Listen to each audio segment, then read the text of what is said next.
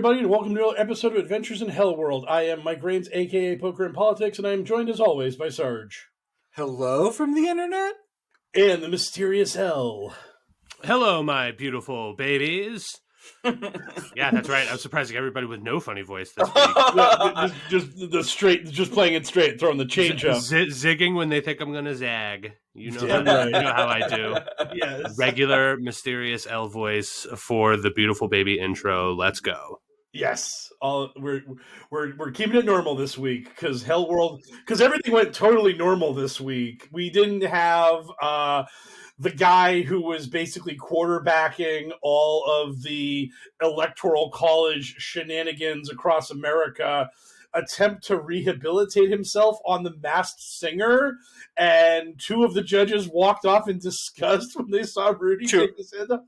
Two of the judges that I'm pretty sure are producers and like booked that show, so their disdain for Rudy Giuliani being on there is I'm not as impressed as I should be. I'm pretty sure they're fairly high up on the show. Yeah, I mean, I suppose, but is it the whole gimmick supposed to be that? I don't think Ken Jeong is good enough of an actor to fake like he doesn't know who people are for like however long the stretch is. He's a funny guy, but I don't actually think they know the identities of those people, right? Isn't that the whole gimmick? that is the gimmick. Yeah, that is the gimmick. So maybe. This looks real bad for them. Like, if this was some sort of PR stunt, it was incredibly ill-conceived. That's probably the most damning evidence. Is that, like, it's just like Ken Jeong, me not giving him credit for being savvy enough as an actor to pull off actually knowing who's behind the mask for all of these people is one thing. But the fact that this looks so horrible for the Masked Singer. Here's a bold PR strategy. Let's make people hate our show. We don't associate our show with fascism. Let's go. No matter what, I think, it's not a good look. It did not pay off. Whatever they've done, it didn't work. I mean, but they've had Sarah Palin. They had the controversial Ninja on. That show's such a fucking joke. Well, Ninja's only controversial because the internet is stupid. Like, there's like he is the least controversial of those bunch. I don't know if I would love Ninja and with Sarah Palin. I'm just saying, I'm using him as two horrible conservative monstrous has-beens, and Ninja, a guy who plays Fortnite for a living, and everyone seems to hate despite his fucking significant wealth. Yeah. He's like the James Corden of the internet. Like, no one I have ever met has been like, oh yeah, I love that guy, but clearly some people do, and in numbers enough to make him very rich and famous. It's like the whole phenomenon of the Pauls being professional boxers, and everyone's like, I hate those guys, and yet somehow like they manage to like have pay-per-views where they generate millions and millions of dollars, enough to pay themselves and their opponents handsomely. But I mean, that at least I understand, because the dream scenario is that you get to watch somebody that you hate get their ass beat. Yeah. That's why those pull in so much money. Like, when they unmasked a contestant on The Masked Singer, Ken Jeong got to hit them over the head with a folding chair, a la the WWE. And yes, I would love Rudy Giuliani to be on The Masked Singer. More chair shots in Masked Singer. Yeah, I want to see a highlight reel of Ken Jeong giving chair shots to bad celebrities that get unmasked on The Masked Singer with Jim Ross audio underneath it, just going, "Oh my god! Oh my god!" Oh my god! Yeah, he's so. Who were the two that walked off? I know it was Ken Jeong, and who was the other one? I think it was Robin Thicke. Was it Robin Thicke? That's what I thought too. The audacity of that guy. Is he like a sex criminal? Well, allegedly, or like did he like sexually assault somebody on that Blurred Lines video shoot? Yeah, that's the report. He is allegedly. I said allegedly, right? Allegedly. Like, second lawyers, I said the magic word. I know your tricks. Yes. You have no power here. And neither does Rudy Giuliani. Like, this is up there with like Tucker Carlson going on Dancing with the Stars. Tucker Carlson brought his career back around, but I don't think Rudy Giuliani comes back from the past year. No. Like, Rudy's too old, and he literally all he has is Trump. He just has to just continue to be the remora to Trump's shark. And if Trump But didn't Trump already cut him loose? Pretty much. But it doesn't. Yeah, but it doesn't. But that's all Rudy's got, anyways. Even if Trump's like, "You're gone, Rudy. You're out." Rudy's like, "No, no, Donald, no. I'll do anything for you." So I mean, he's like the spurned lover who can't be cast away. He's gonna find a way to try to get himself back into Trump's black heart, no matter what. Can't you see we don't want you anymore? Right. You know, in a lot of rom-coms or whatever, there's always that well, not always, but frequently there's that benign other person who's in love with one of our main characters that just gets iced out because of the true love of the protags. And they're just sort of this benign force that's sort of useless, but is clearly interested in one of them. Not a toxic or bad way, but just sort of in an unrequited way. That's Rudy Giuliani. And him being that sort of schmuck is the reason why we're talking about him at the top of the show as our amuse-bouche instead of talking about him during our headlines, which we should roll into now. That sounds like a good idea. Let's play some headlines. From the digital headlines to the digital front lines, it's Q's in the News. So we have just a smorgasbord of terrible things going on in our world. So Sarge, what terrible thing do you think we should cover first in the world? Ooh, I know the least about whatever terrible thing Joe Rogan is currently up to, so I guess I'm most curious about that. If we want to talk about Joe, what's Joe up to? So Joe, basically, Rogan's horrible past has once again cropped up. Once again, the ancient videos of him saying horrifying racial slurs are now being posted all over social media. And for years, when all of these things would be aired, where Rogan said they went into some area and it was Planet of the Apes and all the usage of the N-word and all of this stuff, I've seen this series of videos a million times, and the replies and comments to all of it is always, "Oh, you fools think you can cancel Joe Rogan? You can't cancel Joe Rogan. He's too powerful." But for some reason, honestly, I like Joe Rogan's bulletproof. He's untouchable. You can't cancel him. But for some reason, this go around, suddenly now Rogan is on the back foot. He issued an apology. Spotify made them pull down 70 episodes where he used inappropriate language. We talked last week about how they're putting a content warning on his stuff, but whatever on that front.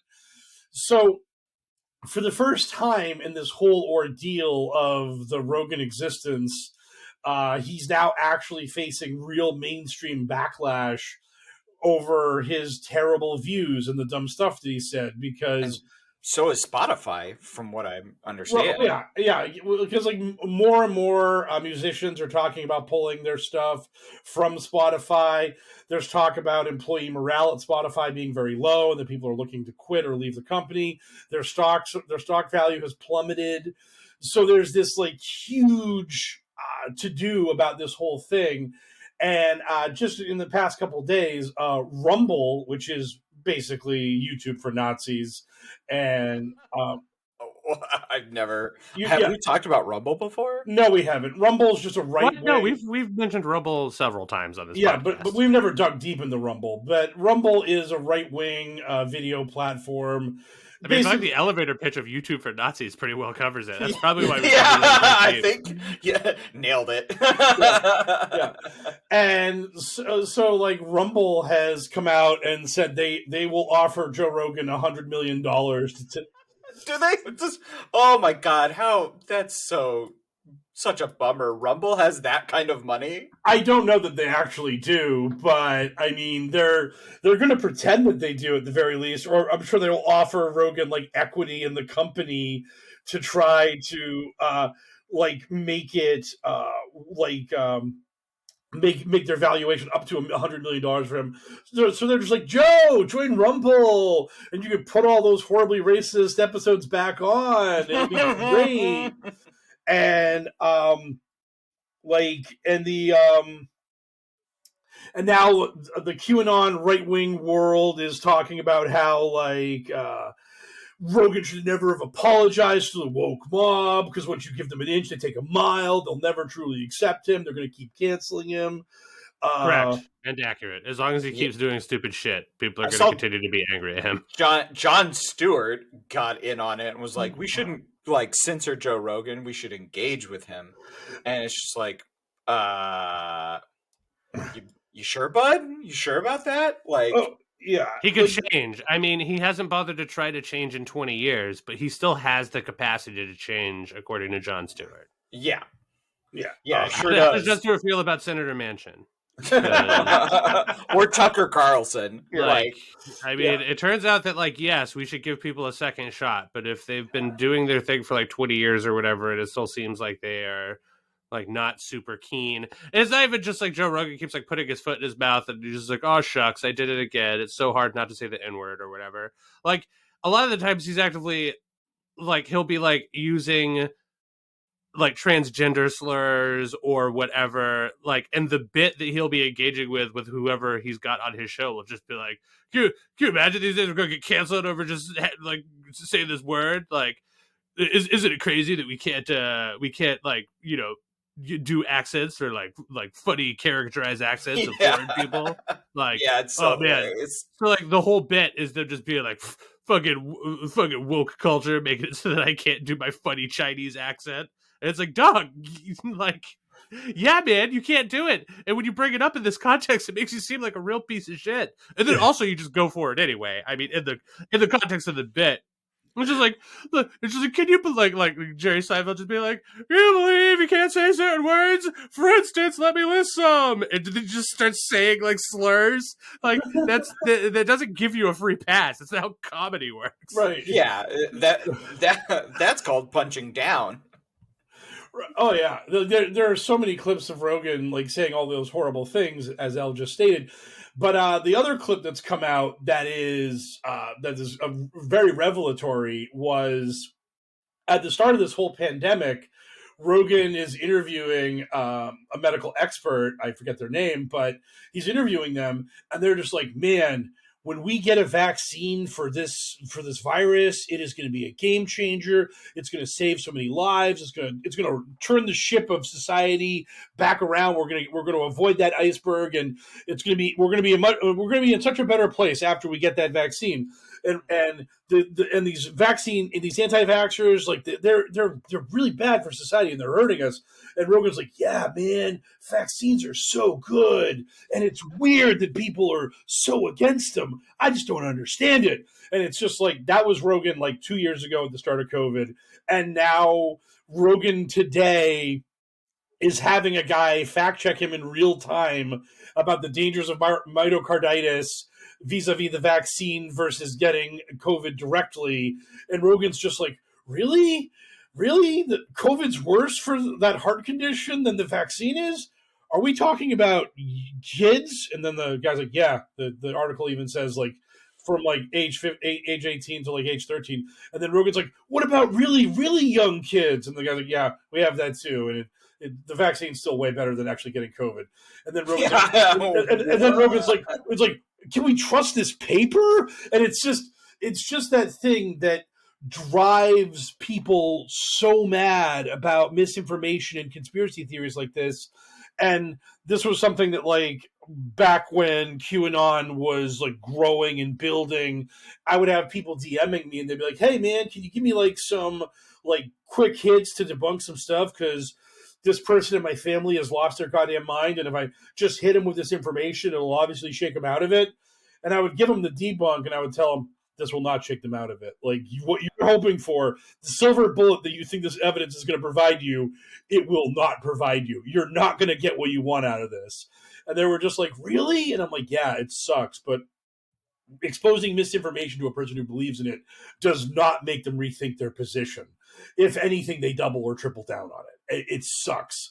So I am so sorry for what is going on in your family and what you're dealing with. But it's good that you have the ability to counteract their misinformation, but don't think that's going to do anything more than just like win you an argument with this person, and maybe other people who see that argument on social media be like, wow, it's a good thing I'm not that crazy person who thinks that vaccines are bad, because this guy really knew his stuff. Like, you're arguing for the crowd. You are not arguing to change the mind of the person you're arguing with, because they will not change their mind. At least not. So I love how the best case scenario for Joe Rogan's pivot from being just like vaccines are great to like I don't understand what the point of vaccines is or whatever.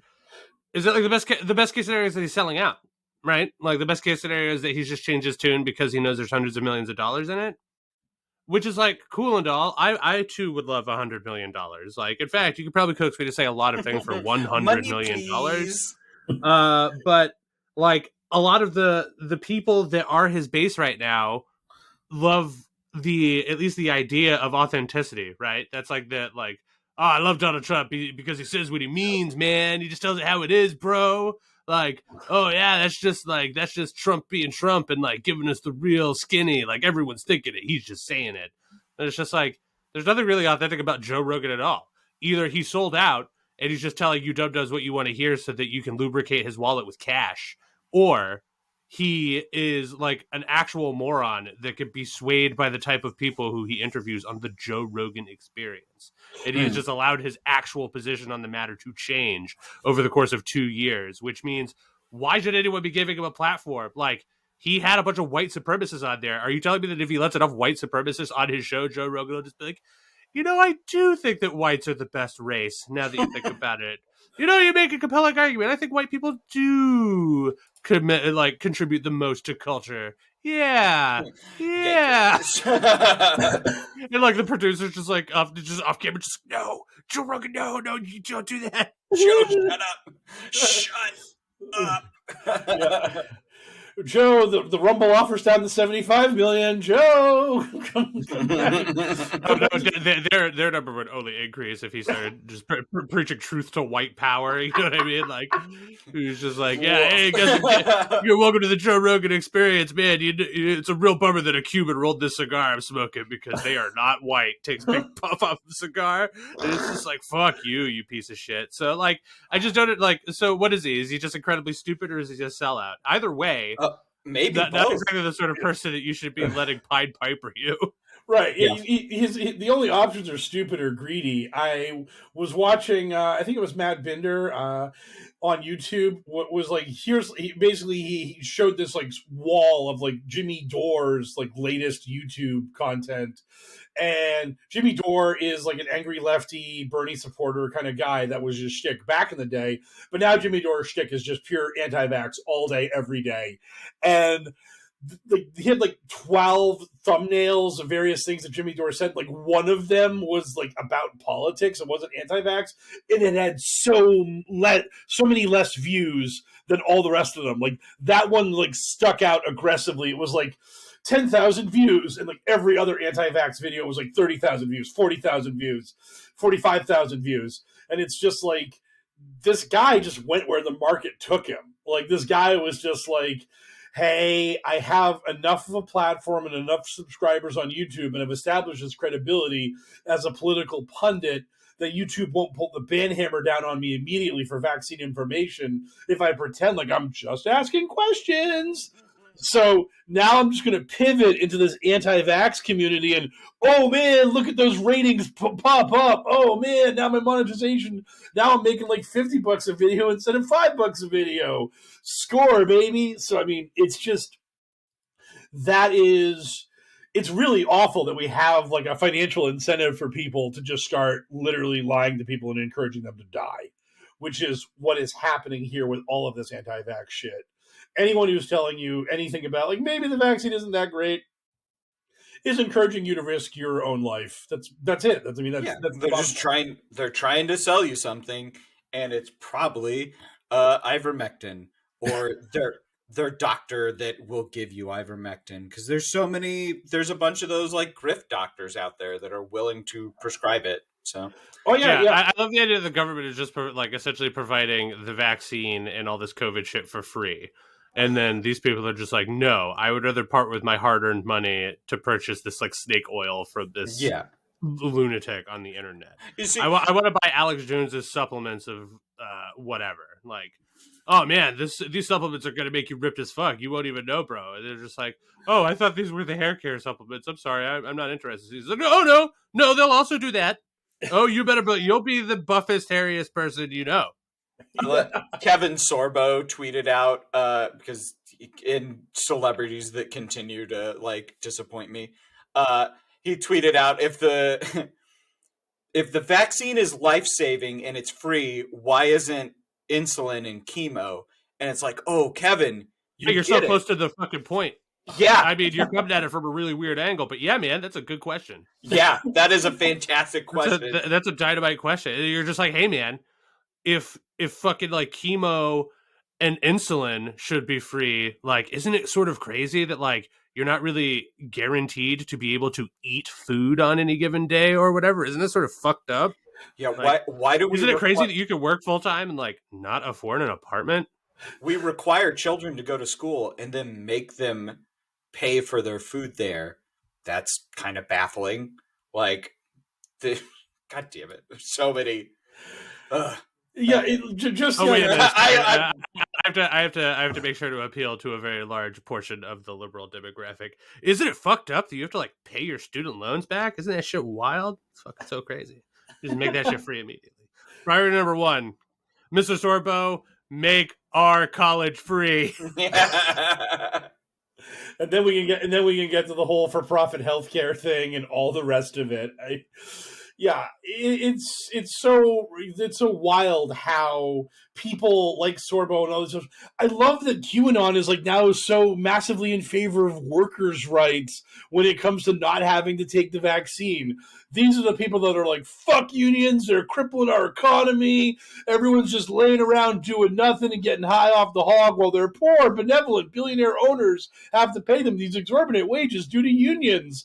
And then cut to 3 years later, billionaire owner wants to issue like a vaccine mandate, and they're just like, no, Mr. Billionaire owner, we do want Amazon employees to literally have to piss where they're standing into a bottle in order to make quota on their products for the day, but you telling them they need to get a shot so they can't transmit a deadly virus, that's where we draw the line. That's where collective labor needs to have a voice against you, Jeff Bezos, you piece of shit. And it's just like, why can't they collectively bargain for higher wages or health care or anything other than just not wanting to take a vaccine? Because all of that is the death of freedom in America. But avoiding the vaccine, maximum freedomology. Also, Amazon Prime is like raising their prices by like $20 or whatever. And like all the reports I've seen like online and headlines have just been like, oh yeah, that's fine. I mean, it's been a while since they did it. And it's just like, Jeff Bezos is worth like $1 billion or whatever. Like, you think sorry, there's no other way we could possibly cover the increasing cost of shipping. Yeah, Jeff Bezos could do that. He could just drop 100 billion of his dollars worth of stuff and like fix a lot of problems. A lot of his workers don't even have comprehensive health care. Nope. He could just wave his hand to give everyone in America health care. Or like you know that big like infrastructure deal that like just fell through or whatever because people are idiots. He could just like wave his hand if he wanted to, just $100 billion, like infrastructure the shit out of this country. Make the road safer for my sweet delivery trucks because you guys won't let me do drone delivery yet. Yeah. And it's just like, yeah, okay. Well, yeah.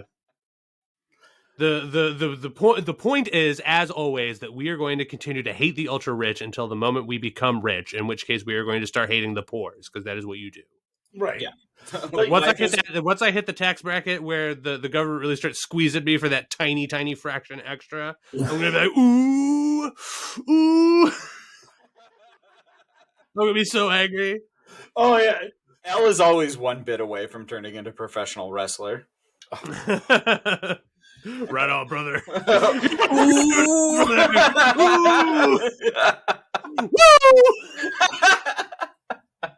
Oh man, yeah. So Joe Rogan is an idiot. If you know anybody that supports him, scold them, shame them, tell them that their opinions are bad and they should feel bad. Even if it's your mother or whatever, just be like, Yeah. Mom, your opinion's fucking blow. You really fucking need to shape up. You really fucked this one up, Mom. My mom watches Bill Maher all the time, and I'm like, Mom, he sucks. You really need to stop doing that.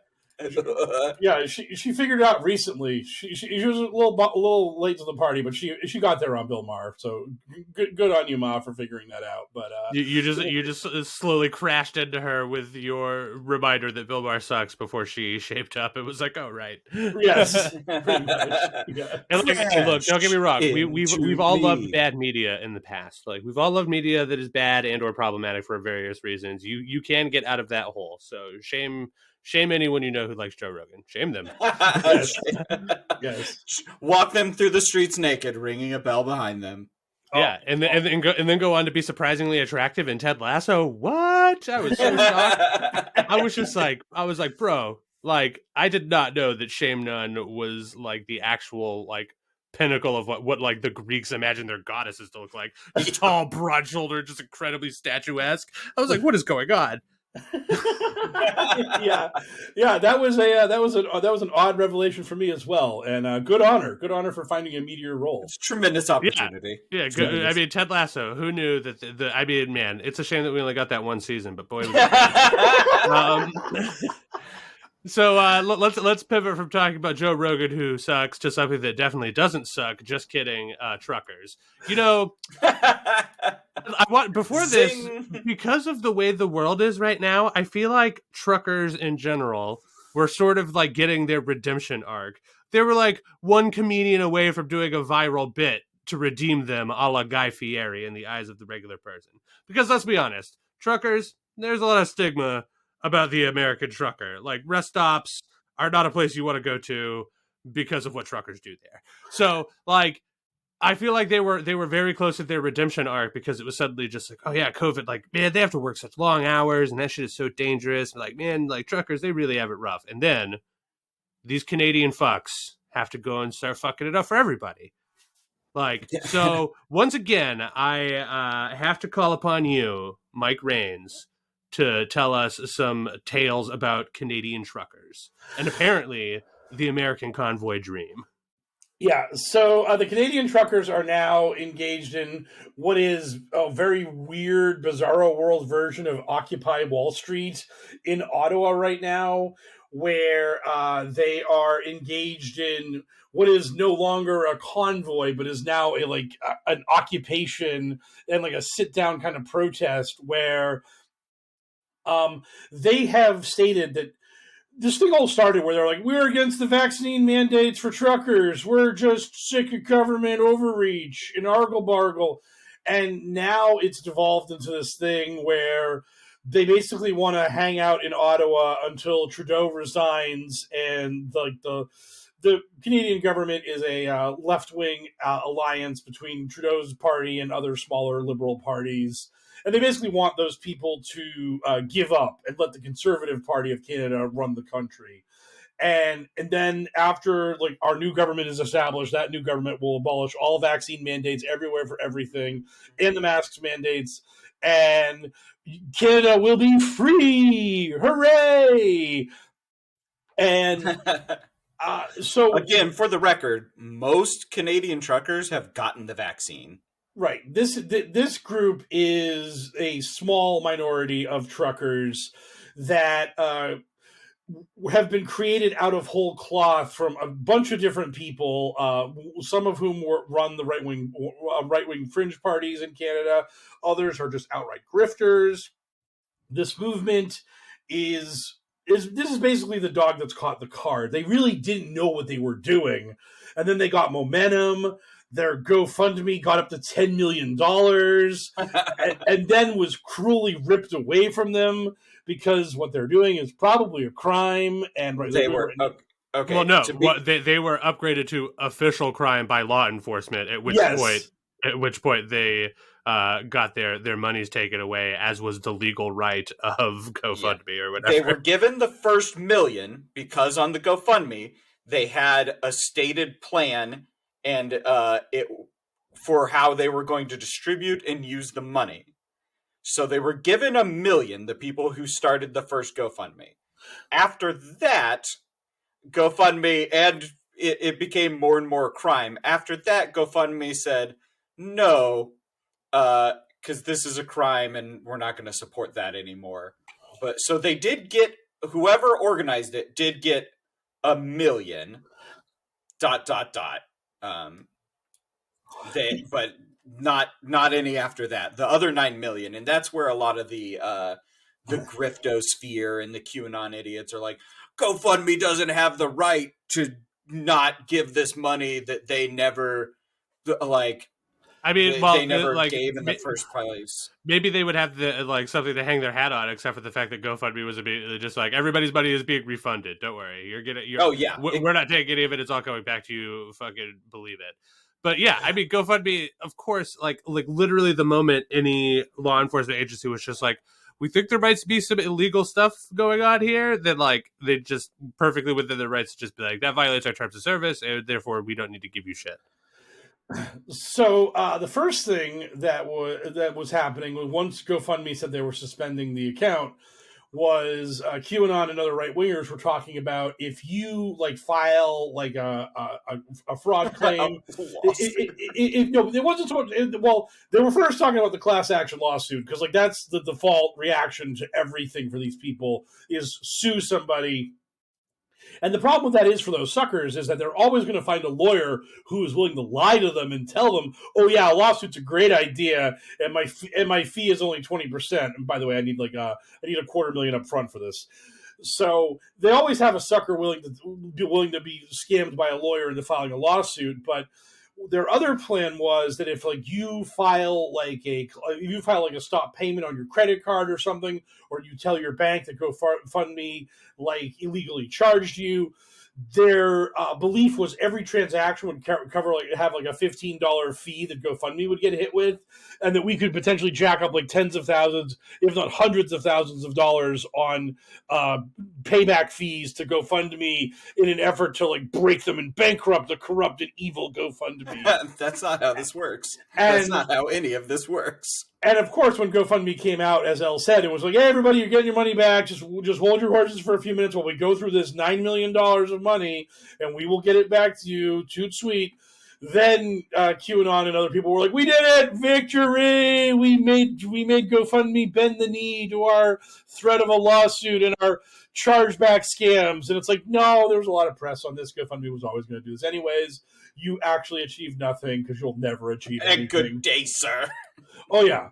And now, while this is all happening in GoFundMe land, which is like the actual relevant, solid, trustworthy place to go to give people money for projects or whatever, they got some medical bills, because like, America's healthcare system, again, fucking terrible. Give, Send, Go, which is the right-wing grift version of GoFundMe, immediately... Give, Send, Go, yuck. Oh, Give, Send, Go is even better than you could possibly imagine, because not only can you give money or share links to the person who needs the money, you'll be like, hey, I can't help you out with money, but I can like post your money drive to like social media, try to help you out with some exposure and visibility. They also have a button that allows you to pray for the person. So if you can't kick in a few shekels, or you can't give them some social media exposure, you can let them know that you're sending his word to the big guy in the sky that you're on their side, and hopefully he'll get those wallets open for them. So I love how for every like platform that's successful but catering to people that aren't just like conservative like monsters, there's some sort of like evil doppelganger knockoff version that's like, it's like RC Cola with an evil goatee on it. Like it both tastes off brand and also is evil. Oh my god! Yeah, it's like for every 6-pack of evil RC Cola you buy, we will make sure that an uncut ring of plastic 6-pack holders is thrown into the ocean so that dolphins and turtles and fish can get trapped in it and die. Like, yeah, they're just like now with cut-proof rings on our six-pack. Like when you dispose of this, it is practically guaranteed to murder some wildlife. Now with guaranteed dolphin-filled cans. Like, these cans are just filled with dolphins. We need to kill all of those animals so that they sink to the bottom and eventually return to the earth and become oil down the line. Precious fucking oil. So, Rumble is Nazi YouTube, and Gibson Go is right-wing Nazi GoFundMe. What's is there an evil us? Is there an evil Oh, there are the Joe Rogan experience. Yeah, there are 10 million versions of evil us. Stormwatch or whatever. Do not pull on that thread because I'm sure so many of them are way more successful than we are. God, yeah. What's really hilarious was literally last night I saw some right-wing grifter announce that they had created Nazi PayPal called Patriots, so that you can make all of your you can pay your fellow right-wingers who are not allowed on PayPal or Venmo or Cash App or any other relevant payment transfer and services. With Patriots, you can get your Nazi bros their fliff so that they can continue running their scams. I bet it's just like, and also we only do crypto, so it's all untraceable. Don't worry, bros. No one's gonna get you. Wink. And the best part about that is that literally for the past year, Torba, the guy who runs Gab, has been bragging about Gab Pay as the true Nazi alternative to PayPal. So I'm sure Torba is furious today that there's patriots coming out there to try to siphon off of his Nazi payment processing grift, and that we now have two versions of that in the right wing. So it's just incredible, like this just desperate attempt to create the off-brand Nazi form of actual mainstream services. It's just like that we have this niche market that these people just feel a desperate need to cater to. It's wild. It's just really. Also, surprisingly, the Canadian Trucker fiasco, it's led by the fascist evil RC Cola version of Optimus Prime. So, in a stunning twist. I mean, I know the actual name of evil Optimus Prime, but this isn't just evil Optimus Prime. This is white nationalist Optimus Prime. Oh, and, okay. And I know his name too because it's Whitemus Pride. Whitemus Pride is I am Whitemus Prime, and I just don't think I should have to take that poison jab. Bro, you're a robot. You don't have any dog in this race. I just really believe in freedom. Your Whitemus Prime sounds a lot like Richard Nixon. I'm good with it. I'm Whitemus Prime. No, you're not. You're just Richard Nixon. Yeah. And you're not even in a truck. You're in a car. Joe, shut up. Oh, my God. Okay, well, leaving Whitemus Prime. Leaving Whitemus Prime behind.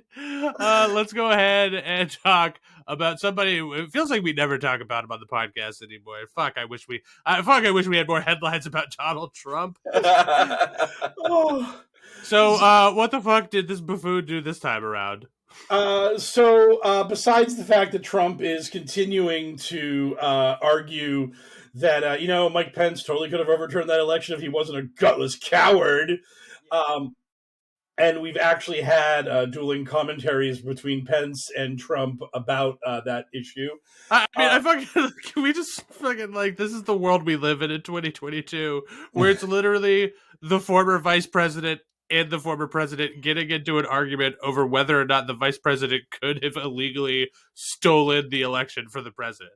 And with the vice president just being like, no, I could never do that. That's not how it works. That is not a power I have. And Trump just being like, of course you could. Of course you had the power. If only you knew how to wield it. You were the chosen one. And then in order to like sort of nip this one in the bud, then you've got these other people poking their little heads up from the side just being like, I don't think that's true, because if that's true, then couldn't Kamala just do that this time around? And they're like, shut up, you. Don't you go bringing reality into this thing.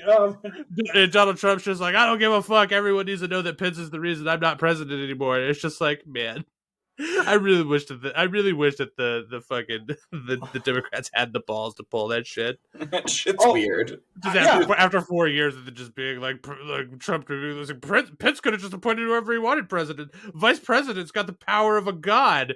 Kamala Harris is just like, well, in a weird twist of fate, the American public has apparently decided that they want Donald Trump as president again. But yeah, fuck that. Joe Biden is dog. I'm riding with Biden. Throw it up. Deuces. I'm out. She takes off. Flies into the sky.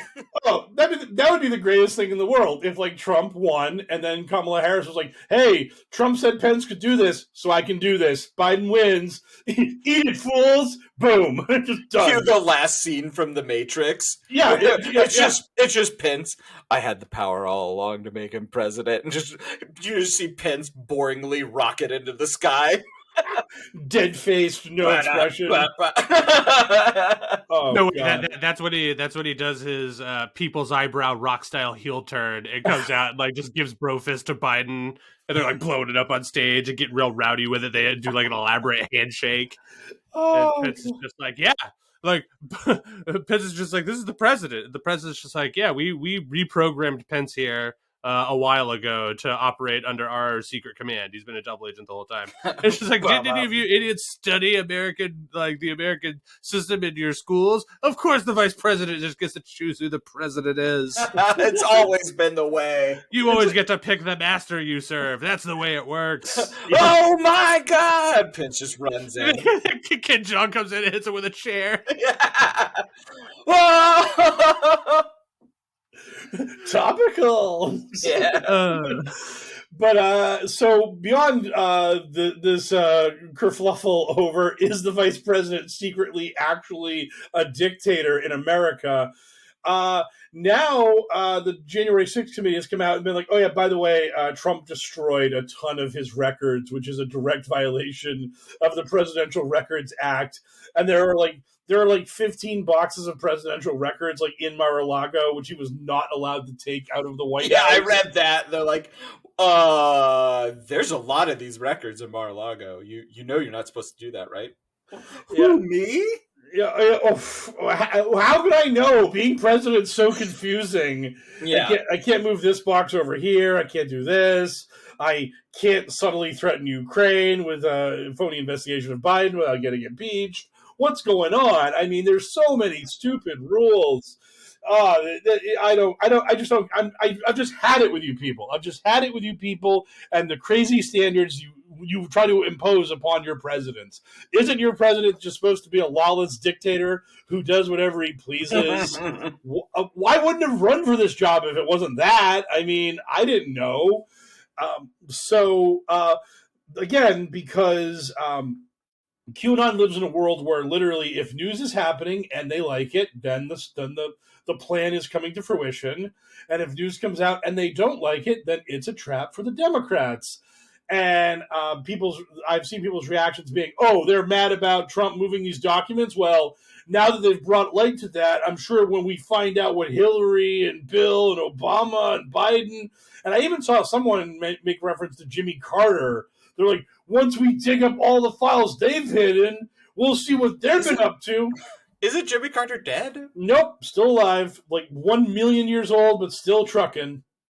So, yeah, he's like Carter's like 94. He's incredibly. I mean, I'm happy to find out I was wrong, but yeah, but 94 and about to spend his last few years on this rock in prison.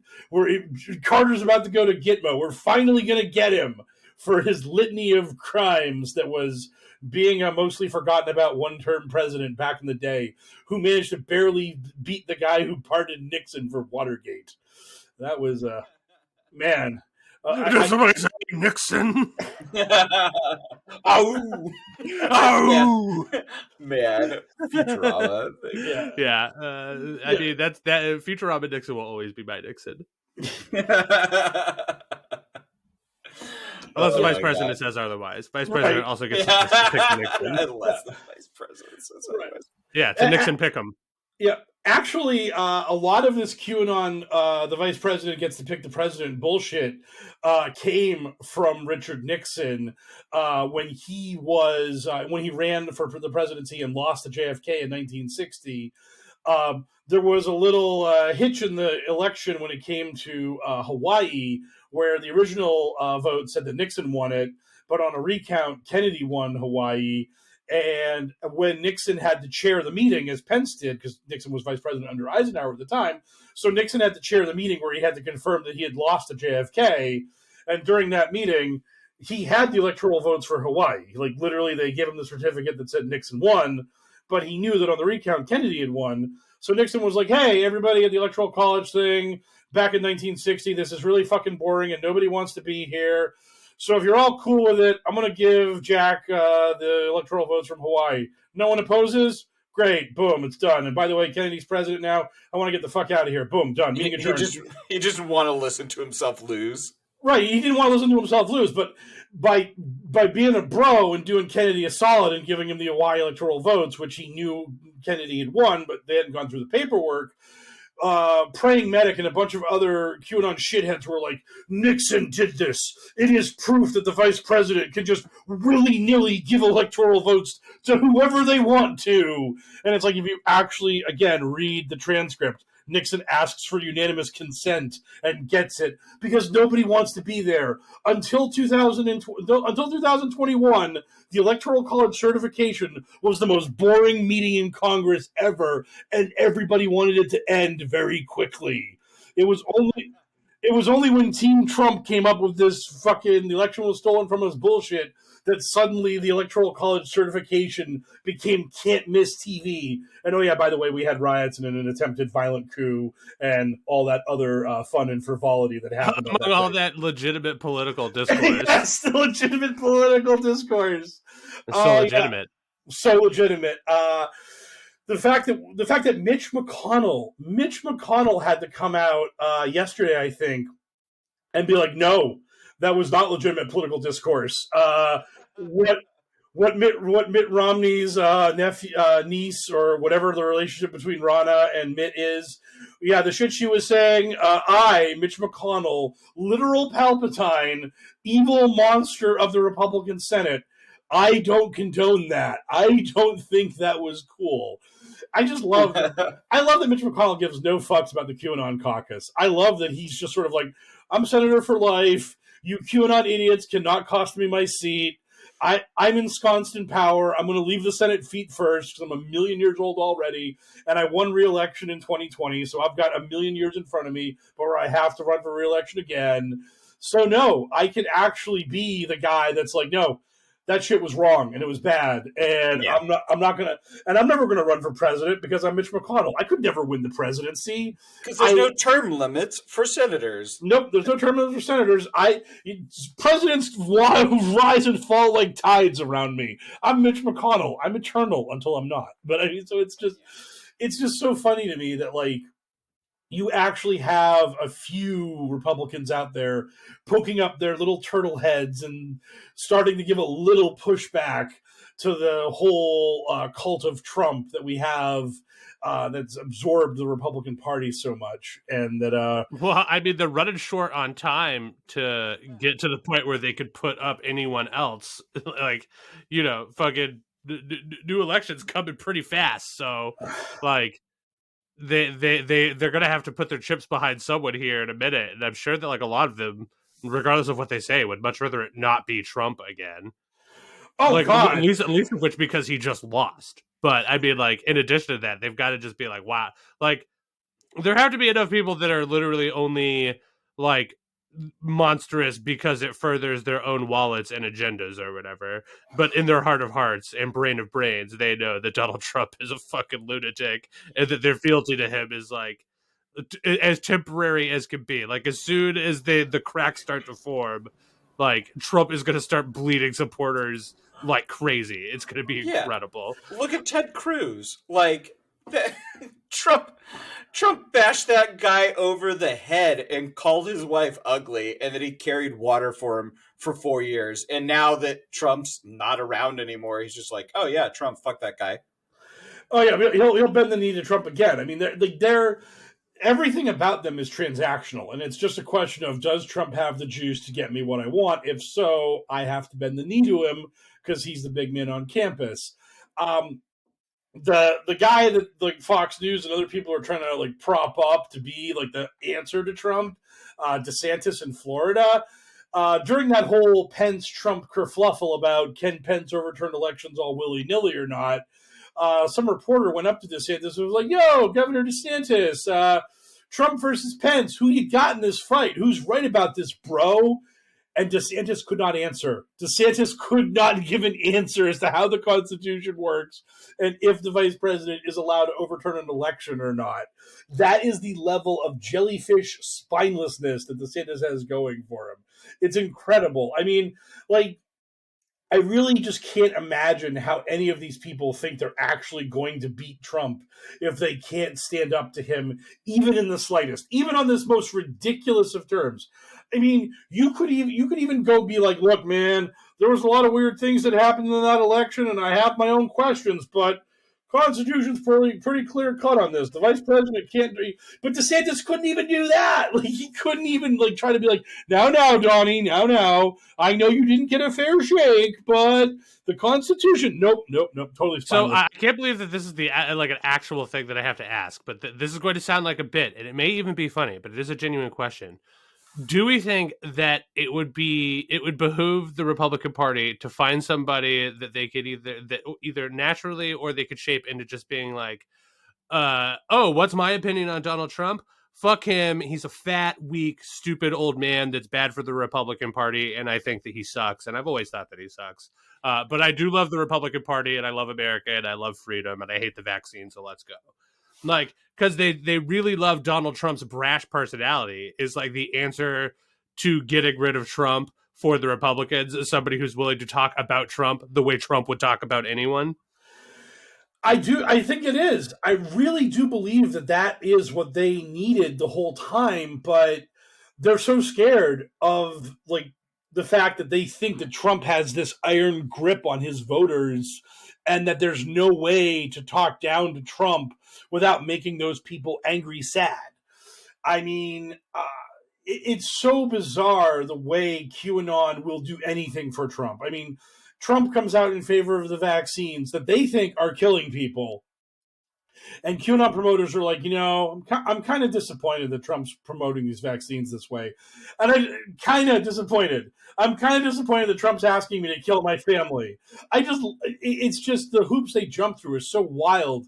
But that is what the Republican Party needs. They need like a new cult of personality that comes out and says, yo, Trump's a zero, get with the hero. It's me, the just like the brass balls, just King Dick, just like the guy that's the man. But I don't know who that person would be because it's your boy, actual Republican. Yeah, it's your boy, actual Republican. Let's see if we can get Kid Rock to get out there and just be like, man, yeah, like Trump might have been right on his border policy, but boy, I really hate the way that he's too weak to walk up a ramp, and I think he's ugly, and his wife was hot, and I don't know what the deal is with that, but hey, I mean, if she's looking for a new husband, Kid Rock is at the White House, baby, vote for me. Yeah. Yeah. Oh, that would be because you could go after him for losing to Biden. You could say that he was the one that was too weak to prevent the election fraud and that you are strong. You could just go after for all the stuff that liberals like us have been doing. Like, literally, we love taking the piss out of Trump mostly because he's constantly doing it to other people. So we're just giving him a taste of his own medicine. But like, he is just like an old doddering dude who can't really put sentences together very well, and like clearly his finger is just not on the pulse of anything, and he like served a bunch of Big Macs in the White House that one time or whatever. Like, he's just a buffoon, and it's easy to talk shit about him. So if any Republican challenger dared have the balls to take a swing at the White House on the I'm just gonna talk shit about Donald Trump playbook, I mean, I guess I'll just holler at your boy. Like, you could pay me like a small amount of money to just be your like on campaign Trump is an idiot advisor. Yeah, it's just, I mean, I don't know. I didn't think it would matter back in the grab him by the pussy days, but I thought that was the end of it. But who can say? Because here we are. Like, I just want, yeah, our Chad Kid Rock just being like, Donald Trump tries to grab my wife by the pussy, I'm gonna blow his fucking brains out.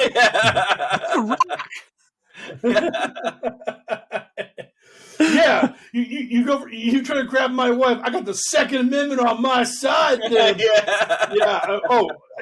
It would be so easy, but they're such cowards. I mean, this was a Republican Party that was so cowed they couldn't tell people that Trump actually wasn't going to make Mexico pay for the wall. They couldn't do it. No one could tell them. Now, everybody, you like. I know you want to believe in like superheroes and stuff, but no, the president can't make Mexico pay for a wall. You actually can't do it.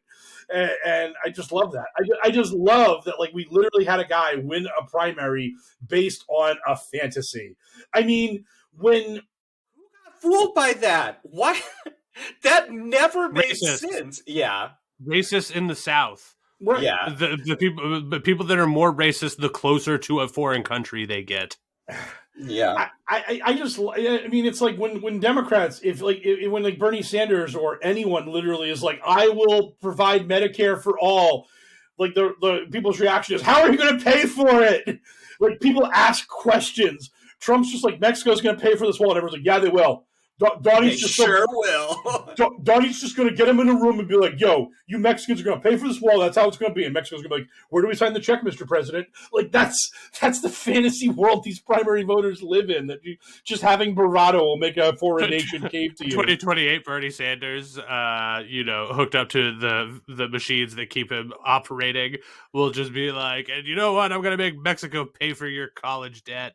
And people are going to be like, oh, yay, Bernie Sanders! Yay, we love you! It's going to happen! Bernie 2028. Yeah. How old can you go? Okay, so real quickly, and speaking of lame duck presidential candidates, do we want to talk about a lame duck, much lower level of government candidate in the form of our good friend, Ron Watkins? What is up with Roddy Watkins this week, in this week's Watkins Watch? I will put in a... That's way too much charisma. That is way too much. I'm going to put in a ticket to Frosty for a voiceover, and I'm like expressly make it clear he is to say this in the most dull, stilted monotone possible. Have you ever been to Soapland? Yes. No. Yeah. So Ron released a campaign video where he traipsed about what may be the Arizona deserts wearing a cowboy hat, but it wasn't his black Wagyu cowboy hat. I guess the person he paid $50 to be his a pollster and wanted to let him know how to his fashion designer consultant was like, black hat bad, white hat good, and after about 40 seconds of absolutely sizzling promo, Ron encouraged people to join the CMZ, which is his name now for the Code Monkey Army, because he was Code Monkey Z back when he had that as his handle. Yes. He then listed, very importantly on the graphic, that the Code Monkey Army is a non-violent group of people because apparently he's like very worried that his volunteers are actual sociopaths who may do quote unquote the bad thing if they are not strictly told not to do the bad thing while they're traipsing about Arizona canvassing for him to get signatures to get him on the ballot for his run for the House. Don't do the bad thing. Yeah. So after all of the video, at the end of the video, when you're running for office, you have to put in that whole "I'm Joe Biden and I approve this message" little stinger. So Ron Watkins had to put in his little stinger at the end, and boy howdy, I hope this was one take and we're good, because if this was multiple takes, holy shit. Paid for and approved by Ron Watkins for Congress. That was Why does it sound like Napoleon Dynamite? Yeah. I don't think I've ever heard him talk. Is that how he always sounds? Yes. Yep. Yes. 100%. Holy That's shit. why I was like, it's way too charismatic, my dog. Like, you know, my favorite part was like during our production meeting, Mike was like, "Hey, I have this 50-second campaign ad from Ron Watkins. Like, should we play it on the show?" And I was just like, "No, that seems like a little bit long. Let's just cut out the part. Like, let's just cut it down to the meatiest part." And Mike was like, "Okay, I think the funniest part's at the end." Can you imagine if we played 50 seconds of that man talking to our audience? You mad lad! Oh my god. Dude, our Kickstarter or our Kickstarter, our Patreon would be bleeding. Like it would be like a guy hit by a truck. It would be bleeding so bad. We'd be like, oh sweet, 20 Patreons now. It's so good. My god! I just love how totally devoid of charisma the man is, and how literally, yeah. I mean, that wasn't even like a thing where he was doing an interview with someone and had to be prepped for it. That was him in a studio cutting, and that is basically what will be played at the end of every official ad of his campaign. Like that is the stinger, and like when these campaign seasons get like hot and heavy at the end, and every third ad you see on TV is an attack ad from one presidential candidate against the other. It like sears into your head I'm Barack Obama and I approve this message. I'm Donald Trump and I approve this message. I mean, you just hear it over and over and over again. And to just hear Ron Watkins deadly silent. I'm Ron Watkins and this is my message. I was like, oh my God, like, what are you doing? I mean, it's just. Can you like? You could hardly tell that the guy spent a lot of time online. Am I right? You can hardly tell that the man communicates almost exclusively through text. Oh my God! It's almost unfathomable to believe, based on the way he sounds, that he would be the person to own a life-size anime girl statue. Yeah. You're like, what? That guy really? That seems so weird. I don't Habib it. Jeez. Yeah. He's the absolute worst. But that's the sort of level of just like complete Blade Slate charisma where if you saw a news report of him being arrested for literally anything, you'd just be like, oh yeah, that makes total sense. Yeah. That makes sense. Ron Watkins, showed here, has allegedly been found with a house full of skin instruments. We don't know what sort of skin it is, but at least some of it is human. And you're like, yeah. I mean, I'm sure he can't play any of the instruments, right? Can we get no? Okay, musically untalented, but he just has them. If Ron Watkins were to be arrested, and then you saw the police bring a backhoe into his backyard, you'd be like, yep. That's the thing that would happen there. Yeah, they're going to find a lot of stuff in that backyard. Yeah, she's like, I don't know what they're looking for, but she's been dead for a while. So, Jesus. Well, I mean, I hope to God that he gets his political ass paddled as badly as he deserves to. 6% of the primary vote at best. Oh my God. I mean, but also probably good for the podcast if he ends up crushing it somehow. So, I mean, either way, no matter who wins, we win. That's what I'm hoping for, and it is the side of good. Like in this particular instance, the selling out equity is low enough where I'm still on the force of good. Don't worry, you guys still have got your boy. I will be in Arizona doing this podcast on location if Ron's the Republican nominee for that district. I will be following that man around. Someone will get me a press credential from somewhere. I will make it happen. But again, he's running against like 4 or 5 other people who actually know how to talk like a human being. So, I was going to say that Arizona is the Ron Watkins of states, but while they're both very boring, at least Arizona's hot. Boom. Got him. On that hot, spicy zinger, let's go into our mailbag for the week. Sounds like a plan. Our listeners got questions. We got answers. It's time for Q&A. So a quick one to start here, because it's just QAnon lore, is Wendy Ossity asks, what does 5:5 mean And the answer to that is it's trucker talk or radio talk for 5x5. Yeah, 5x5. It means loud and clear because it's a scale where 1 to 5 is like how loud is the transmission, and 1 to 5, and the other side is how clear is the transmission. And QAnon appropriated it into some weird sort of nonsense. So wait, so a 1-1 would be garbled and quiet. Yes, exactly, exactly. Right, because I also did not know what this meant and didn't even know it was a thing. Yeah. So 1-1 is terrible. We got to do something about these radios. Whereas 5-5 is awesome. Everything's going great. And and Q started using that in their Q drops, and then it just sort of took on a life of its own, and basically just like yelling 5-5 is just like we're kicking. So you're ass. saying that the QAnon and trucker community have been tight since long before this kerfluffle over the facts? Yes. This is not, we have not broken new ground between the truckers and QAnon. And that is why they needed that redemption arc that they were on track for before they would fucked it up by hating the vaccine in Canada, but only a small amount of them. But a small amount of them being like literally criminally loud about it. Yeah, what people isolated in their trucks all day are prone to believing in conspiracy theories. So weird. Yeah, basically, I just checked the Q archives, and 5-5 is in 22 drops, and the basic gist of it is that like Q will look at something and be like, "Hey, this is a message from someone rich and powerful, like, probably a member of Congress trying to tell us something." What are they trying to tell us? 5-5, hear you loud and clear, bro. Devin Nunes harvesting some corn. 5-5, I got you. I know what that corn harvest means. So that's just this dumb thing is that Q is basically telling people we're getting comms from the outside world. I love the idea that Q is decoding messages, and he's just like, so it takes me, the man with the magic peepstone, to decode the message, and the message is loud and clear. It's loud enough and clear enough for exactly me to tell you idiots what the message is.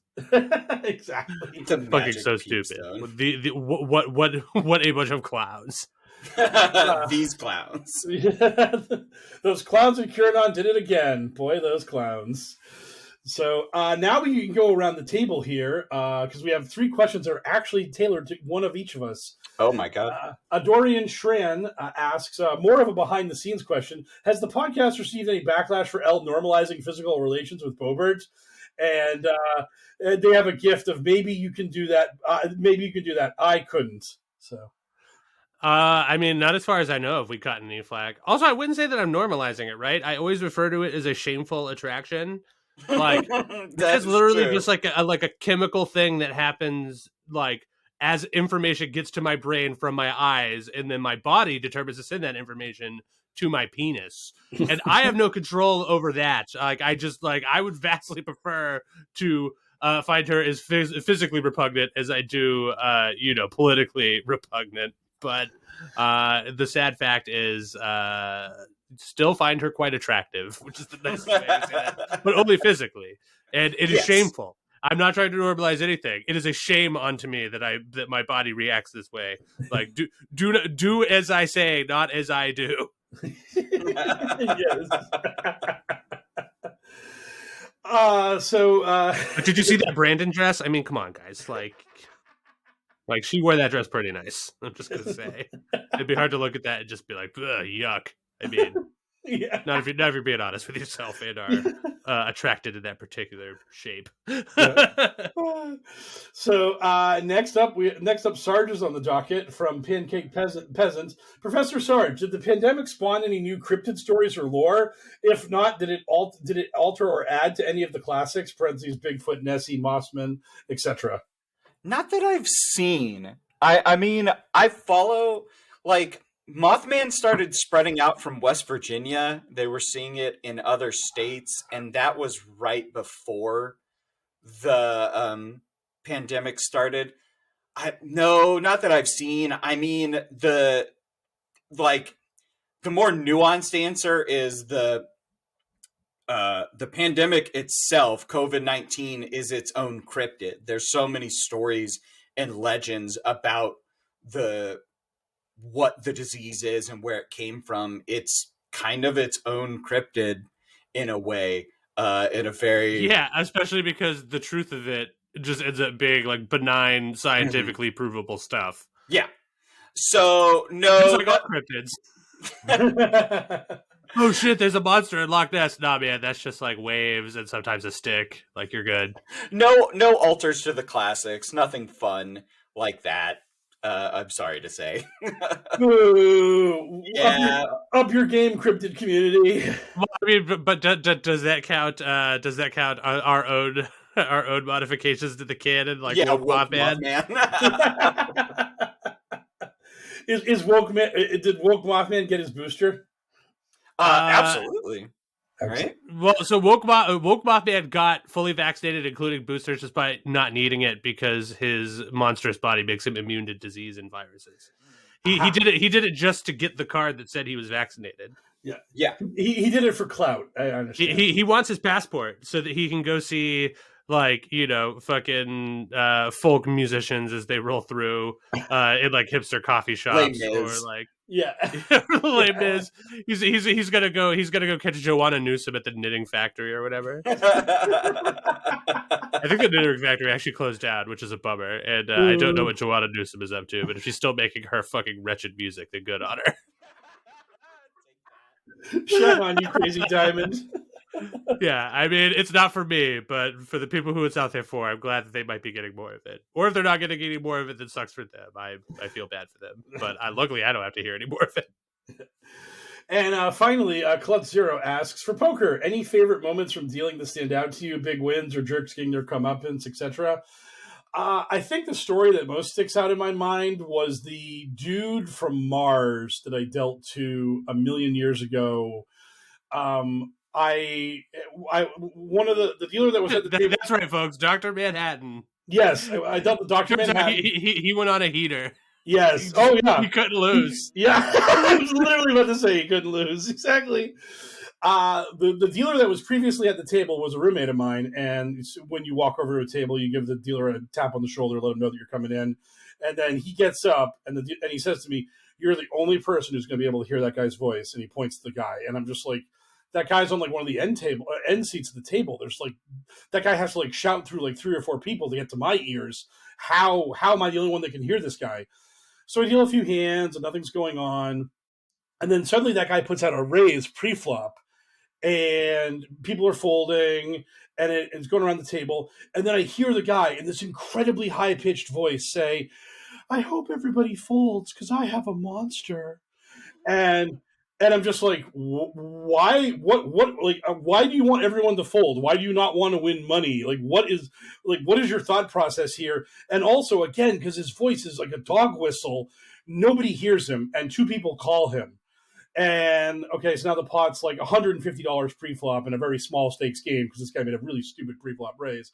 But it's Vegas. People are drunk and stupid. It's silly money. I put down the flop, and the guy. He's first act, and again, in his dog whistle voice, he announces, "I'm going to bet the maximum." So he's just all in. He has just declared himself to go all in, because that's what the maximum bet is.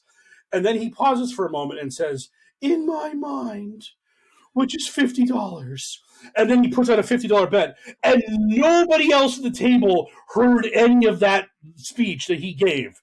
Literally, all they saw was his mouth flapping, and then he slid $50 into the pot after like a minute. And I'm just like, I don't even know what to do here. Like, do I try to correct what this man just said? Do I make him go all in? And everyone folded and he won.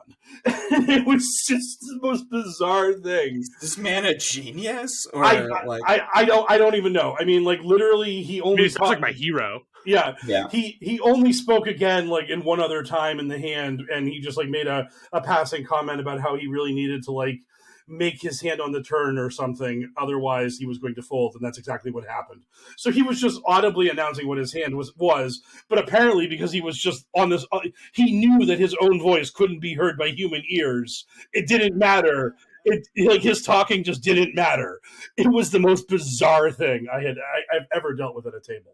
It was so strange. So yeah, that's like probably like I dealt to a bunch of big names, like people you saw on television. The vast majority of them were jerks. Chris Moneymaker was a nice guy because he was playing low stakes and he tipped me. But beyond that, like that was like the most like just absolutely most screwed up event that I've ever been a part of at a table. So yeah. So thank you for the question. And Snorlax CPAP asks, putting my tinfoil hat on for this one, but I'm starting to think someone is behind Ron Watkins running for office. Any opinions? I need to get outside more. If there was like a Peter Thiel like evil mastermind behind Ron Watkins, his campaign approval message would be better, and B, he would have more than $30,000 in the bank for his campaign. I think this is just pure narcissism and the fact that he thinks he can do it. If he had a sugar daddy, he'd be doing a lot better than he's currently doing right now. Yeah, I mean that seems like the most obvious, like, telling indicator of somebody not having a giant bankroll behind them is their utter failure. I mean, it's not always a guarantee, right? Like even our good friend the Walt Disney Corporation, it puts out a John Carter every once in a while, and it doesn't matter how endless their coffers are. Or Warner Brothers will put out a The Matrix Resurrections. Boom, got him. That's a little more topical than John Carter.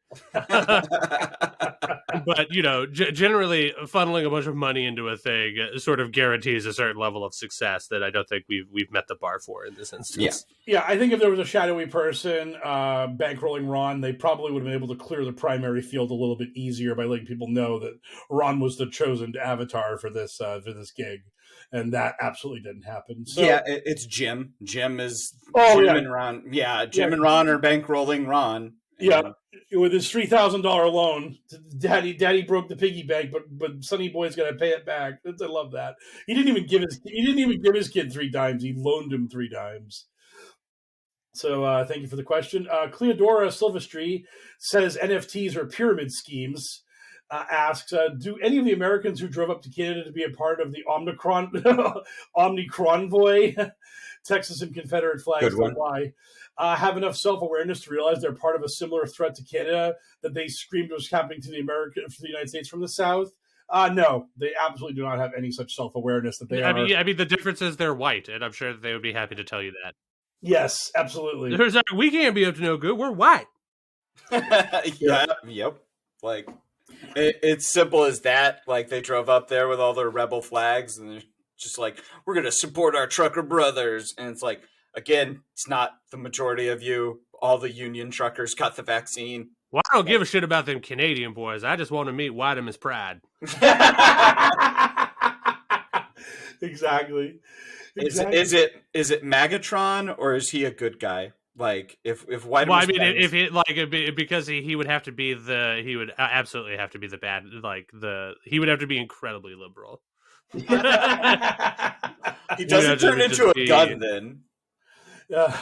He turns into a gun with a safety lock on it, like a key, like a locked key guard. Turns or whatever. into a rainbow. He turns into a firearm safe. Yes. He's a firearm safe that's a bag of holding that can hold infinite guns, and that's the whole point of that's the whole point of Obamatron, is that after they confiscate the guns, he turns into that safe and they throw the guns into him and he just absorbs them. They just go into the safe space. That's where he puts the guns so they can never be used again. Michael Bay, get at us. We'll bang out a script in a week. We got this. Yeah, we'll put in as many camera circling around people at reduced speed while an explosion or a helicopter flies over them shots as you want. We could just we can make that the whole movie. The first movie to be dynamically shot with a fully rotating camera the entire time in slow motion. just constantly spinning. Audiences are more nauseous than any human have ever been. Yeah. Well, that would be great because it would just in the edit they would have to dial in the perfect amount of slow motion to prevent audiences from getting motion sick from just sitting in the so it'd just be the truest Michael Bay experience. Just especially if the U.S. Army is letting him just take fucking crazy vanity shots of their aircraft carriers and stuff. which is the camera spinning around it at all times. That'd be great. I mean, that would be much more impressive to me than that fucking what was that war movie that was like made to look like a oneer? I can't remember the name of it. Dunkirk, was that it? Yeah. Or was it 1917? I know one of them was. Maybe it was 1917. Battleship. It was one of those. I don't remember, but like, you know, that would be a much more impressive feat than simulating a oneer. It's Battleship. Oh God! I actually saw Battleship on TV a couple days ago. I was like, "Wow, Battleship! I can't believe it." Was it one of you two jokers that I saw Battleship in theaters with? Yeah, It wasn't me. It was not me. Yeah, me and Elle saw Battleship in theaters. It was nice. I was like, I know I saw this in theaters with somebody. Everything you could have imagined it to be. Holy! Oh, it was so good. My favorite part was when they drop the anchors and drift to that battleship. It's so good. I almost want to see it. Oh man, it is fucking completely nonsensical. It's so good. Yeah. Peg bombs. The aliens shoot peg bombs, like the pegs on the battleship board. Yeah, and they're using like fucking like seismic buoys in the water or whatever. They could like so they're looking at a grid and they're just like, my God, like we can see what they are based on their position on this grid. It's like, wow, they really worked in Battleship into this movie based on Battleship. Yeah. I mean, but they didn't. They didn't gotta. They're literally on a battleship. Right. And also, I've played the original Battleship. It's boring, and therefore it includes no aliens. Yeah. There's not even alien DLC for it that makes it cool. Alien DLC. The best part about it was after we left the theater, as we were driving home, Elle and we came up with the pitch for Hungry Hungry Hippos the movie, and that was going to be far more intense because it was actually going to be like a horror, like a survival horror themed movie where the hippos. Yeah, but if it takes place in the jungle, you could like lock in Dwayne the Rock Johnson for doing it. Like that man will do any movie that is set in a CGI jungle, full stop. He's like, can't get enough of the CGI jungle. No way. Loves him. No, there's no way in hell that any of what we're talking about right now has to do with the question we were asked, though, which is like really not the way you're supposed to do it. I don't believe. Well, I mean, I think we covered the question. We just lost the plot. So good on us. And then found the plot to Battleship. Yes. Pew, pew, pew. So thank you for the question that I hope we answered. I think we did. Jason asks, maybe a bit mundane, but I started listening after I first saw you referenced in the FT. Have you noticed a spike in listeners coming over from mainstream publications, or are they generally two different ecosystems? I really can't notice our demographics. I mean, I just sort of look at like how many views we get and stuff like that, but I haven't noticed any actual change from like, I don't know, like HellwQrld hardcores or like new listeners just tuning in for the first time. So, I mean, basically all I can say is to everybody who's listening, like go to like at HellwQrld with a Q and just submit questions and stuff like that, or give us whatever engagement you can, feedback to let us know, like, what is your story vis-a-vis the podcast, so we can have a better idea of whose ears we are poisoning with our insanity. Yeah, and Mike Raines, to his credit, is a much more empathic fellow when it comes to those of you who may have like personal experiences with having lost people to any of these various cults or conspiracy theories. So reaching out to Mike Raines is a safe ear, despite all of the stuff that his co-host, say on his podcast about referring to these people as maybe worthless or idiots or whatever. Michael took along with me, but he's also a much more empathic guy if you ever need somebody's ear to bend on that sort of stuff. So God love him for that. Thank you, sir. So next up is Craven Lords, who says, I've seen QAnon talk in the voice chats of some video games, DayZ, Arma 3, and Squad, leading to long arguments, anti-Semitic shouting, or in DayZ, virtual murders. Is there a QAnon gaming community, or are these people being unred-pilled because they're being forced to be around normies? I think that like this kind of subculture exists in like any community, and that's the thing, is that like it's a sub community, and when it comes in contact with daylight, they either can, I mean, it's part of the QAnon like code that like you have to pill people. The only way we can trigger the Great Awakening is to get the normies on our side. So in a lot of ways, if like you fail, if like everybody in your video game is calling you a moron and an idiot who's peddling bullshit, like that's like really bad for those people. Like that like hurts their tiny little it shatters their snowflake feelings to be told that like they're not actually getting the job done and pilling people effectively. So, although for what it's worth, I mean, it's pretty obvious to anyone who's ever played any of these online shooting games that there has always been like a thriving, grimy undercurrent of white nationalism and just using group chat and like on video games as a platform for you to say the N-word as many times as possible. Like, it's just completely bananas. Like these young, typically white people getting up on here and just being like, oh, like a loosely or not at all moderated space where I can say whatever I want. What am I going to take the opportunity to just say on this platform? And they like very frequently come to either disparaging the Jewish faith or disparaging people of color or insinuating that they have had physical relations with your mother. Yeah, if you ever played any online games back in the day, like there's nothing new under the sun. I have been called almost every slur while playing casual games of Transformers War for Cybertron. Like that, there wasn't a big community there. Or playing, I played a lot of multiplayer Space Marine on the Xbox 360, and boy howdy, I got called some names. And by names, I mean slurs. Oh. Would you like to give us any highlights? Oh, no. Nope. I learned my lesson when I tried to get you to say slurs. And I'm glad that lesson took to heart because I was just like, oh, this will be a funny opportunity for me to throw to Sarge to see if he wants to say anything racist. Got him. We just have to keep each other on our toes. We don't want to go down the path of the Joe Rogan experience. So thank you for the question.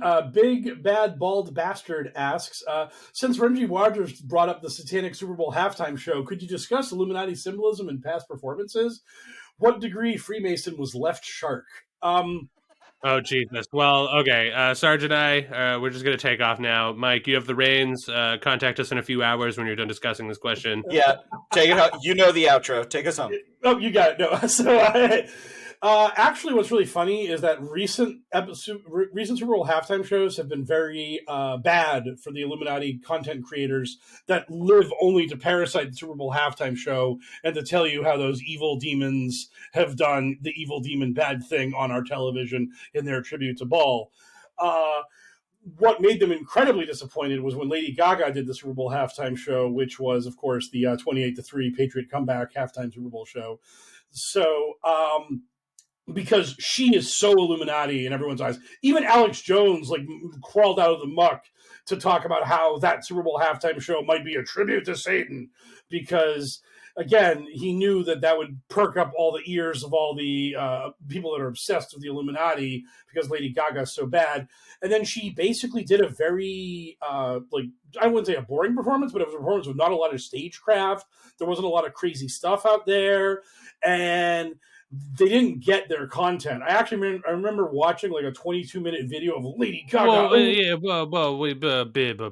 Hold the phone. This is, I mean, are we talking about the same Super Bowl performance where she like starts by sitting on the roof of the dome with a giant army of drones behind her and then rappels down onto the field? And didn't she end that by like running up some contraption, then diving off and throwing a football?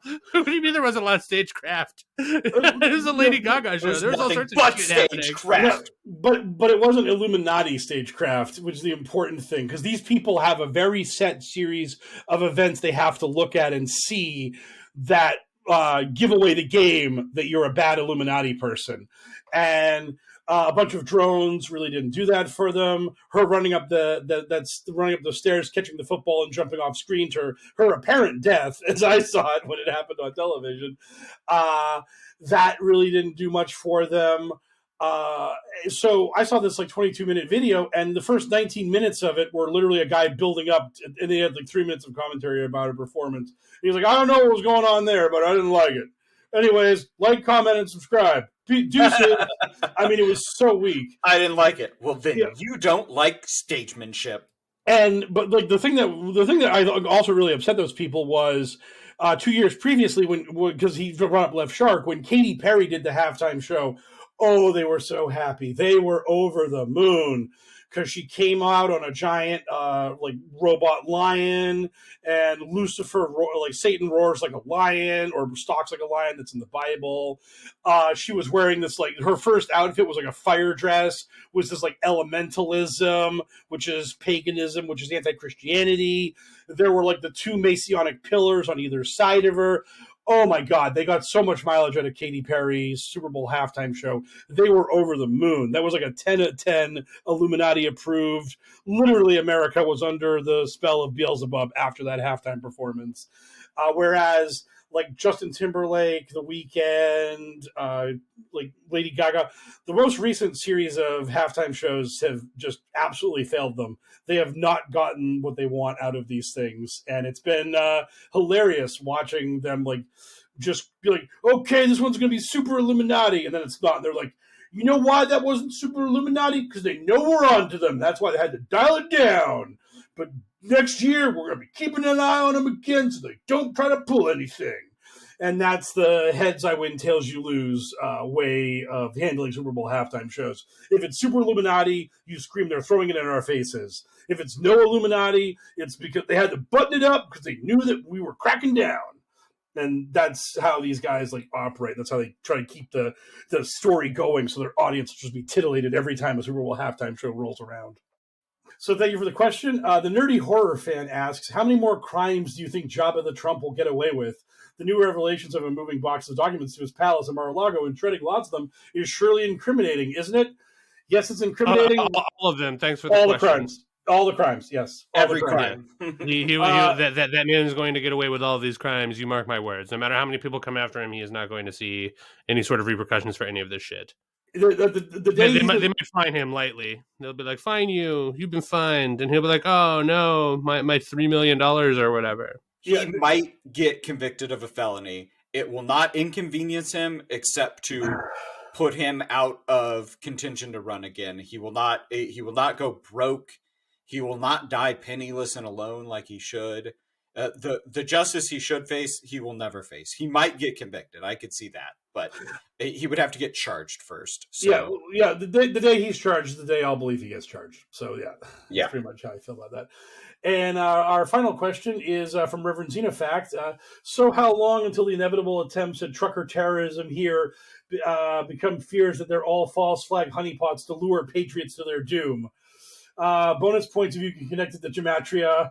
Triple if it involves mole children. That will be next week. Next week I will have all the gematria trucker decodes for you. Spoiler alert, I will not have that. But it's really funny because the U.S. trucker answer to the Canadian trucker protest has been getting a lot. I mean, Fox News is running with it. Now the mainstream media is like, is there going to be a trucker rally in D.C.? Will American truckers follow their Canadian brothers? It's almost like they're trying to create the story out of thin air. Like they're trying to make a trucker protest happen. Right now, any talk of an American trucker protest is absolutely at the most bare minimum hypothetical planning stages. Wendy Rogers and a few other loudmouths were talking about having truckers shut down the Super Bowl this Sunday, which if you ever want to make your political movement incredibly toxic and universally unpopular, I think fucking with the Super Bowl is the... Yeah. Do you want to see Judge Dredd in real life? Because the cops in that town will drag truckers out and execute them in the street. Like, what? It's just going to turn into Mega City 5. Like, I am the law. And they'll just be like, just trucker hats covered in blood, slow music playing. Yeah, let him fuck around and find out. That'd be great. Yeah. And you're like, the extrajudicial execution of those truckers has a 75% approval rate in America. I don't believe it. It's like, you don't fuck with the Super Bowl because like that will never happen. Yeah, it would be like when Magog kills the Joker in Kingdom Come. I like that reference. Boom. Yes. Yeah. So beyond that, like there's been talk about like blockading D.C., blockading a major blue city. And I think any of that will run afoul of America's far more militarized police force and National Guard vis-a-vis Canada's much too polite kid glove approach to the Canadian truckers. What I think the American Trucker Convoy is most likely to do and have like a modicum of success doing, and by modicum of success I mean photo ops and grifting, is like a potential like quote unquote trucker wall along the southern border. If you get like 50 or 60 idiots to drive like full trailer trucks to the border and park them there and be like, I'm watching the border because Biden and Harris aren't. Like, you can get Fox News to go down and interview them talking about how they're trying to keep America the land of the free and just make I believe in legal immigration and all that, like all that happy horse shit. I think that would be a way for scammers to make a few bucks and to do something that wouldn't end in a nightmare horror as like, can you imagine truckers trying to roll up on the White House and like lock it down and honk their horns until Biden resigns? It's like, well, first of all, you wouldn't get within 10 miles of the White House. And then after like the spike strips and the walls were put in front of your trucks, the cops would be like, yeah, you've got like 3 hours to leave before we like pull you out of your trucks and cuff you and stuff you. And and this is American police breaking up a protest. We know the charges they hit you with. You will not get away with this. Well, So, there you have it, folks. Mike Raines' weekly trucker fascist tip of the week. yeah. Don't fuck with the Super Bowl. Instead, drive down to the border. Yeah. I mean, I mean, if they do anything with any actual serious consequences, they'll pay for it. Hanging out on the border and being dum-dums, it's like, great, go be idiots. I mean, well, we got you, buddy. We know what you're saying. 5-5, buddy. Exactly. We know what's up. Well, we're running a little bit long, so I'm gonna make the executive decision this week to just be like, no question about what we're looking forward to. Sarge has an out. We have to wrap up this week. So the number one thing that we're excited for, not having to do this podcast anymore today. You, our fans. No, we love you, fans. We love our beautiful babies, and thank you for sticking with us. And thank you, for your continued support for the show. We really appreciate it. If you would like to continue to support the show, the cheapest, in fact, freest way of doing so is to tell a friend, promote us in that way. Give us a 5-star review or a thumbs up or a like or any of the happy horse shit that your podcast provider might want you to do in order to massage the algorithm in our favor. If you happen to have a little money that you'd like to toss our way, you can do so by visiting our Patreon at patreon.com/pokerpolitics, where we have over 40, I believe, creeping up on 50 hours of bonus content, including wonderful series such as Kabbalin and the currently ongoing What We Do Out of Shadows. This week we have no beautifuler babies to shout out, which breaks my heart, but this spot would normally be reserved for you, the person who wants to give us at least $5 a month to unlock that bonus content. Although if you want to just give us $2 a month for a brief little tipperoo with no bonus content, that's an option too. Whatever amount of money you want to give us, really. If you have that money and you wanted to give it to somebody other than us and do a little good with it, you can donate that money to love146.org. They're an organization whose vision is the end of child trafficking and exploitation, and we all think that is pretty rad. We'd like to thank DJ Minimal Effort for the continued use of our intro song. He's still too cool for social media, so there's no way for you to tell him how great you like his Castlevania tunes. But don't worry, you tell me, and I'll tell him. You can visit our buddy Frosty, the voiceover artist who is responsible for our content warning and the voice of Q, our bumps, anything we need voice artist related. You can find him over on Twitter at FrostyVO. If you can't get enough of myself and Sarge, we have a pop media podcast called Binge-worthy that we put out roughly once a week, where we talk about delicious pop media. You can find us by searching Binge-worthy, that's BINGEWRDY, wherever your podcasts are provided, or you can find us on Twitter at Binge-worthy, spelled the same way. So for another successful episode of the Adventures in HellwQrld podcast, as always, I have been your host, Mysterious L, joined by my wonderful co-host, Mr. Mysterious Sarge. That's right, you're just as mysterious as me this week. Thank you. And our wonderful expert in all things QAnon crazy, Mr. Mike Raines. Good speed, Patriots!